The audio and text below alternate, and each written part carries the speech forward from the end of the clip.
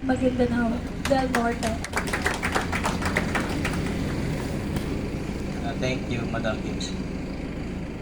A'udzu billahi minasyaitonir rajim. Bismillahirrahmanirrahim. Assalamualaikum warahmatullahi taala wabarakatuh. Isa pong makakalikasan at mapagpalang umaga po sa lahat. So, isa po munang pagbibigay pitagan sa lahat po ng dumalo ngayong umaga na ito, itong mahalagang event na ito. Magandang umaga po sa inyong lahat.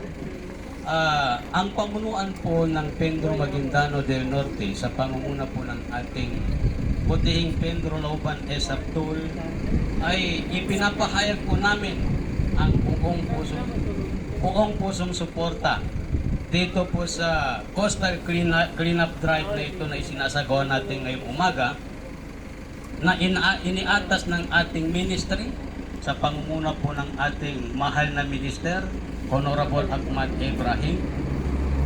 Bilang bahagi po ito ng pagdiriwang ng Buwan ng Kalikasan or Earth Month. So ito pong ginagawa natin ay parang kumbaga sumasalamin po ito ng ating sama-samang pananagutan sa pangangalaga po ng ating kalikasan at pagprotekta sa ating kalikasan. Kaya po itong sa pamamagitan po nitong pagkikilahok po ng bawat kawani mula sa Mendre at sa iba't ibang mga katuwang na ahensya, ito po ay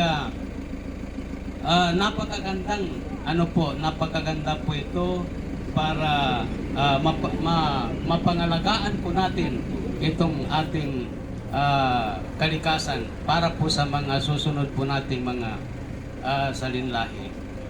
So, ipagpapatuloy po natin itong mga programang pangkalikasan at lalo pa po nating palakasin ang ating pagkakaisa tungo po sa mas malinis, maligtas at sustainable kapaligiran po. Sama-sama po nating ipakita ang ating malasakit sa ating kalikasan para po sa ating bayan, para po sa ating kinabukasan. Maraming salamat po at mabuhay po tayong lahat. Thank you so much, Sir Judy, for your support and commitment.